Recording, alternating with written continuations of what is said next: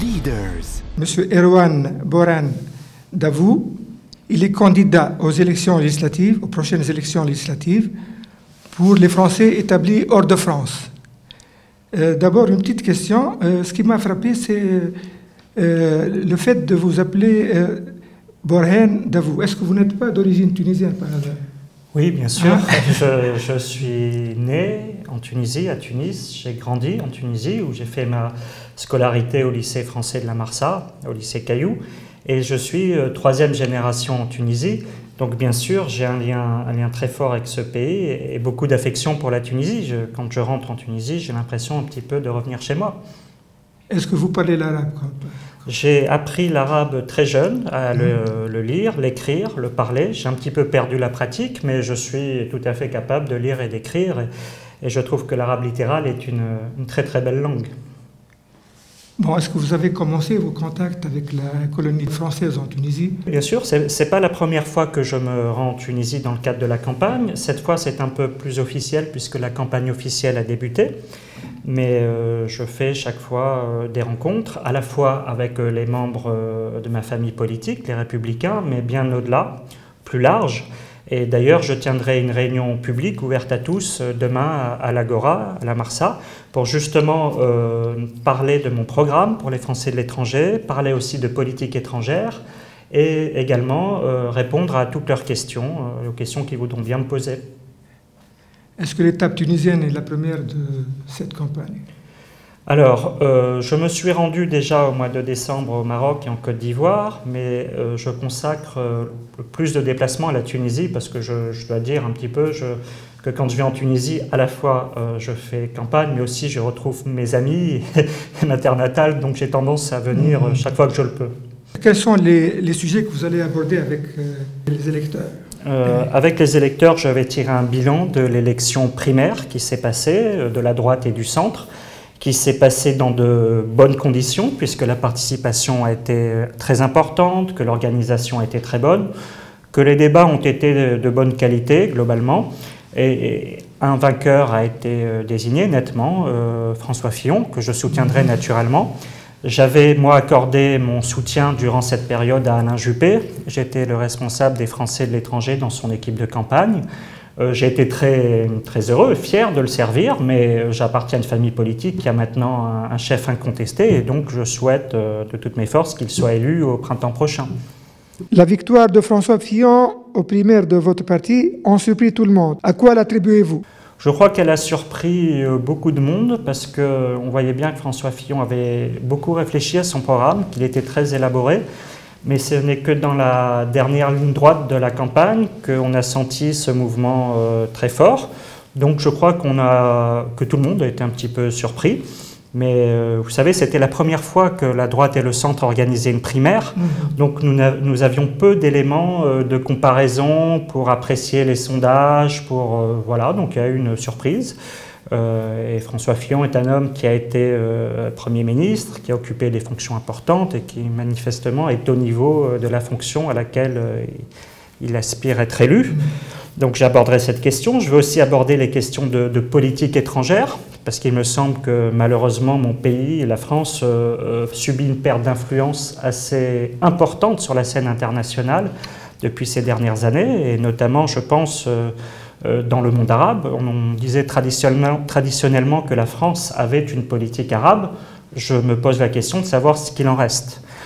Et je vais aborder aussi les problématiques spécifiques aux Français qui vivent à l'étranger, les préoccupations sur les questions d'enseignement, de frais de scolarité, de fiscalité, de leur représentation dans les institutions françaises, toutes questions qui peuvent intéresser l'ensemble des Français qui vivent dans la 9e circonscription des Français de l'étranger, pour laquelle je suis candidat, et qui comprend 16 pays du Maghreb et d'Afrique de l'Ouest. Je reviens aux primaires du parti. Comment expliquez-vous la défaite de Juppé alors que tous les sondages le donnaient comme favori? Alain Juppé est indiscutablement un homme d'État. Il a été battu, me semble-t-il, parce qu'il a peut-être fait une campagne de rassemblement qui prévaut lorsqu'on est au deuxième tour de l'élection présidentielle, alors que nous étions au premier tour d'une primaire de droite, donc avec forcément un électorat de droite qui était majoritaire et qui a peut-être senti qu'Alain Juppé n'était pas au centre de gravité. Il y a eu après peut-être des erreurs de campagne. Par exemple, Alain Juppé a été victime d'attaques assez odieuses sur les réseaux sociaux. Il a choisi de ne pas y répondre parce qu'il estimait que c'était tellement gros que ce n'était pas crédible. Mais je crois que certaines personnes sont allées voter avec l'idée, vous savez, notamment, on avait appelé Alain Juppé Ali Juppé, cette idée qu'Alain Juppé était complaisant avec l'islamisme politique, ce qui était totalement faux. Je pense que ça lui a porté préjudice. Fillon a été vivement critiqué ces derniers temps pour ses références chrétiennes. On a parlé de dérive. Qu'en pensez-vous? Je crois que quand François Fillon abordait cette question, il l'abordait d'un point de vue personnel. Il a dit qu'il était gaulliste et chrétien. Bon, ce sont ses convictions personnelles. Traditionnellement, la religion n'a pas sa place dans le débat public en France. Je crois que c'est une bonne chose. Il faut séparer la sphère privée et la sphère publique. Je crois que ce qui a fait la force de François Fillon pendant cette campagne, c'est qu'il a présenté un programme de réforme économique et sociale très audacieux et que les Français ont le sentiment que c'est maintenant ou jamais. C'est-à-dire que soit la France est vraiment capable de se réformer profondément, soit alors elle est prête à sombrer, et c'est déjà un petit peu le cas quand on observe le décrochage économique entre la France et l'Allemagne. Donc les Français se disent, c'est peut-être celui qui va oser faire les réformes que d'autres n'ont pas faites. Je crois que c'est surtout ça qui a marqué. Est-ce qu'il n'y a pas une arrière-pensée d'un clin d'œil à l'électorat de Marine Le Pen? Je ne crois pas qu'on puisse dire cela. Je n'ai jamais trouvé de propos en ce sens chez François Fillon. En revanche, ce qui apparaît, c'est que depuis un certain temps, l'électorat en France se droitise, en quelque sorte, c'est vrai. C'est peut-être ça qu'a un petit peu payé Alain Juppé, qui se situe, lui, dans la lignée chiracienne. François Fillon, il faut le reconnaître, a su rassembler sa famille politique. Et c'est ce qu'il fallait faire pour gagner la primaire. Il va maintenant falloir élargir cette base, puisque pour remporter l'élection présidentielle, il faut rassembler une majorité de Français, commencer par rassembler sa famille politique et aller au-delà. Et peut-être qu'Alain Juppé aura un rôle à jouer en ce sens. Il est loin de la France de De Gaulle, Mitterrand ou Chirac à celle de Sarkozy et Hollande. Comment expliquez-vous ce qu'il faut bien appeler le déclin de la France? Écoutez, la France vit depuis quelques années en déclin, effectivement, et je trouve que ce déclin a été accéléré sous le quinquennat de François Hollande parce qu'il y a une perte de crédibilité qui vient de la faiblesse économique de la France. L'économie se porte mal, c'est une spécificité française, ce n'est pas un mal européen, puisque l'Allemagne et le Royaume-Uni vont beaucoup mieux. Et cette faiblesse économique entraîne une perte de crédibilité sur la scène internationale, notamment en Europe. Comment voulez-vous parler encore d'égal à égal avec l'Allemagne quand les résultats économiques sont si différents? Il y a aussi, et c'est lié, une perte d'influence sur la scène internationale. En Europe, bien sûr, mais dans le monde, où moi je constate, hélas, que la France n'est plus leader sur aucun dossier diplomatique. Je citerai plusieurs exemples. Sur le conflit israélo-palestinien, où la France traditionnellement avait une position audacieuse et en pointe. Sa voix n'est plus du tout entendue, par aucun des deux partis d'ailleurs. Et je constate que c'est la diplomatie sénégalaise qui a pris une initiative au Conseil de sécurité pour souligner à nouveau le caractère illégal de la colonisation. Je parle aussi de la malheureuse affaire syrienne, où la France a condamné les massacres perpétrés par Bachar al-Assad contre son peuple, d'accord, mais ça ne fonde pas une politique. Quand il s'est agi, par exemple, de réagir à l'usage d'armes chimiques, François Hollande a laissé entendre qu'il allait y avoir une réaction militaire, puis il a été lâché par tous ses alliés, isolé. Et le résultat est que maintenant, la France n'est plus partie prenante aux discussions sur la sortie de crise.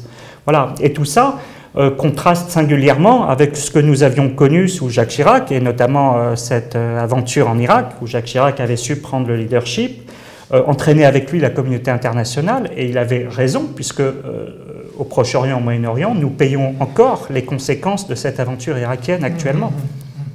Donc tout ça me fait beaucoup de peine pour mon pays. Je pense que les choses ne sont pas irrémédiables, parce que je crois en la France, mais je crois qu'il faudra refonder la politique étrangère en 2017.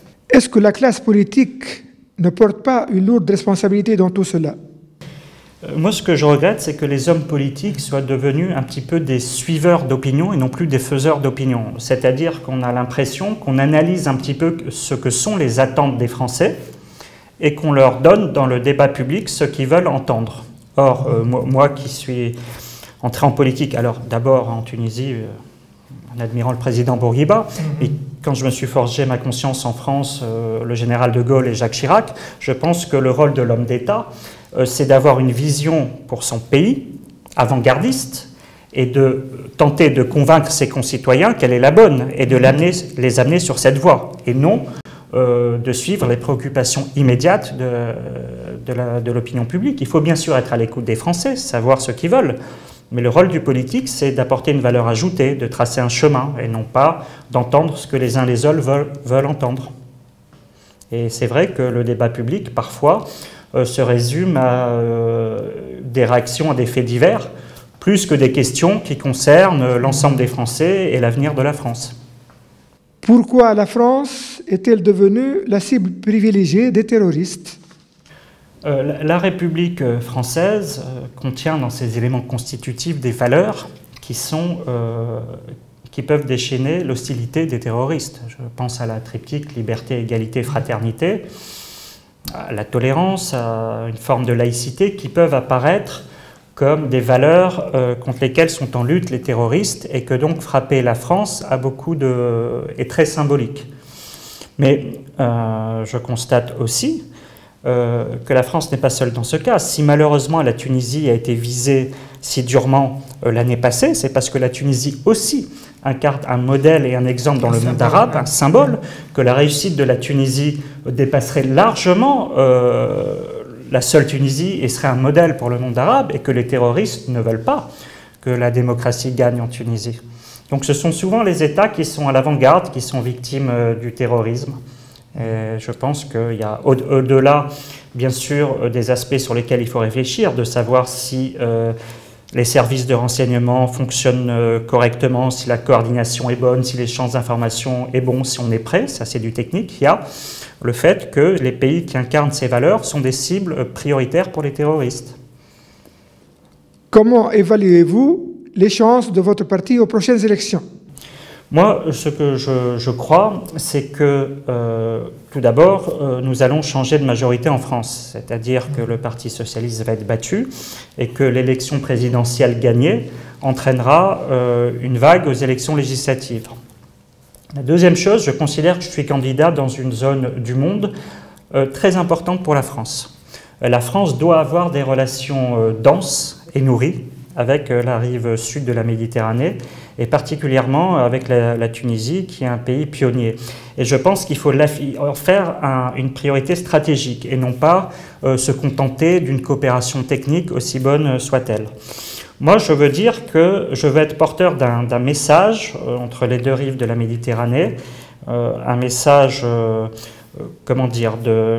celui de dire que nos destins sont liés et que les binationaux, qui sont très importants, ont un rôle à jouer dans leurs deux pays, dans chacun de leurs deux pays, pour être des passerelles en quelque sorte entre la rive nord et la rive sud de la Méditerranée. Moi, je compte beaucoup.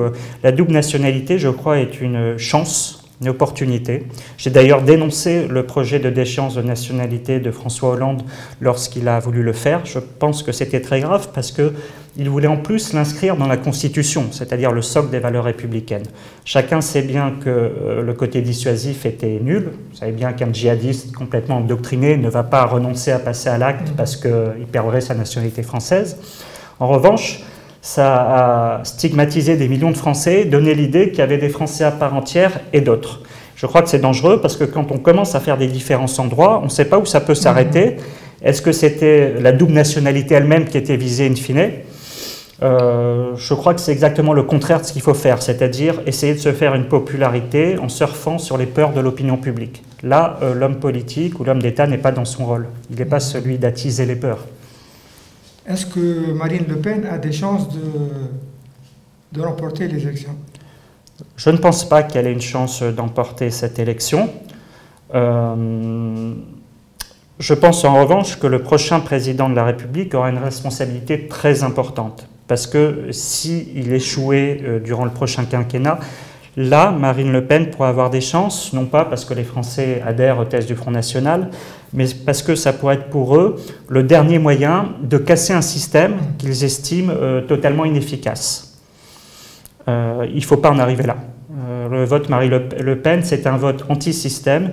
Il ne faut pas désespérer les Français et qu'une majorité de Français considère qu'elle n'a plus rien à perdre et qu'il faut absolument casser le système, quel que soit le moyen.